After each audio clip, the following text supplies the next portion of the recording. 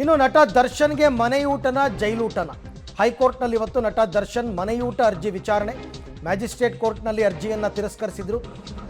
So ಈಗ ಅವರು high court ಮೊರೆ ಹೋಗಿದ್ದಾರೆ. ದರ್ಶನ್ ಅವರು ಕೇಳ್ಕೊತಾ ಇರೋದು, ನನಗೆ ಪ್ರತಿನಿತ್ಯ ಮನೆಯಿಂದ ಊಟ ತರುವಂತೆ ನನಗೊಂದು ಆದೇಶ ಕೊಡಿ, ಆರೋಗ್ಯ ಎಲ್ಲ ಹಾಳಾಗ್ತಾ ಇದೆ ಅಂತ. ಸೊ ಮ್ಯಾಜಿಸ್ಟ್ರೇಟ್ ಕೋರ್ಟ್ನಲ್ಲಿ ಅರ್ಜಿ ವಜಾ ಆಗಿತ್ತು.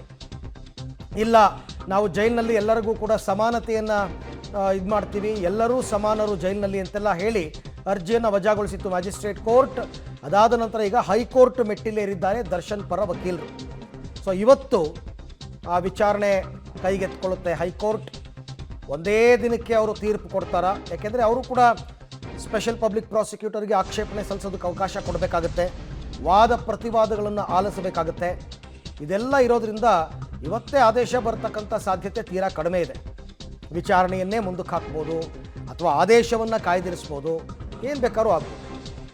ಈ ಬಗ್ಗೆ ಮತ್ತಷ್ಟು ಮಾಹಿತಿ ನನ್ನ ಕೊಲೀಗ ಮುರಳೀಧರ್ ಅವರಿಂದ ಪಡ್ಕೊಳ್ಳೋಣ. ಮುರಳಿ, ಈಗಾಗಲೇ ಮ್ಯಾಜಿಸ್ಟ್ರೇಟ್ ಕೋರ್ಟಲ್ಲಿ ವಾದ ಪ್ರತಿವಾದಗಳೆಲ್ಲ ನಡೆದಿರೋದ್ರಿಂದ, ತೀರ್ಪು ಬಂದಿರೋದ್ರಿಂದ ಈಗಲೂ ಕೂಡ ವಾದ ಪ್ರತಿವಾದಗಳು ಹೈಕೋರ್ಟ್ನಲ್ಲಿ ನಡೆಯುತ್ತಾ? ನಿರೀಕ್ಷೆ ಮಾಡ್ಬೋದಾ?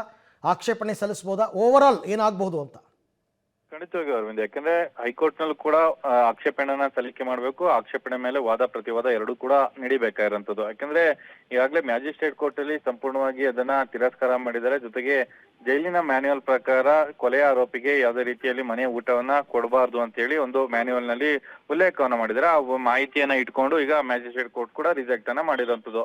ಆದ್ರೆ ಹೈಕೋರ್ಟ್ ನಲ್ಲಿ ಇದನ್ನ ಯಾವ ರೀತಿಯಲ್ಲಿ ಕನ್ವಿನ್ಸ್ ಅನ್ನ ಮಾಡ್ತಾರೆ, ನ್ಯಾಯಾಧೀಶರಿಗೆ ಯಾವ ರೀತಿಯಲ್ಲಿ ಮನವಿಯನ್ನ ಮಾಡ್ಕೊಳ್ತಾರೆ ಅನ್ನೋದ್ರ ಬಗ್ಗೆ ಪ್ರಮುಖವಾಗಿ ಪಾತ್ರ ವಹಿಸುವಂತದ್ದು. ಯಾಕಂದ್ರೆ ಹೈಕೋರ್ಟ್ ನಲ್ಲೂ ಕೂಡ ಏನೋ ದರ್ಶನ್ ಅವ್ರಿಗೆ ಯಾಕೆ ಊಟವನ್ನು ಕೊಡಬಾರ್ದು ಅಂತ ಹೇಳಿ SPP ಪ್ರಸನ್ನ ಕುಮಾರ್ ಅವರು ಆಕ್ಷೇಪಣೆನ ಸಲ್ಲಿಕೆ ಮಾಡಬೇಕು, ಅದಕ್ಕೆ ವಾದ ಪ್ರತಿವಾದವನ್ನ ಮಾಡಬೇಕು. ಜೊತೆಗೆ ದರ್ಶನ್ ಪರ ವಕೀಲರು ಯಾವ್ದಕ್ಕಾಗಿ ಊಟವನ್ನ ಕೊಡ್ಬೇಕು ಅಂತ ಹೇಳಿ ಪ್ರತಿವಾದನೂ ಕೂಡ ಮಾಡ್ಬೇಕಾರಂತದ್ದು.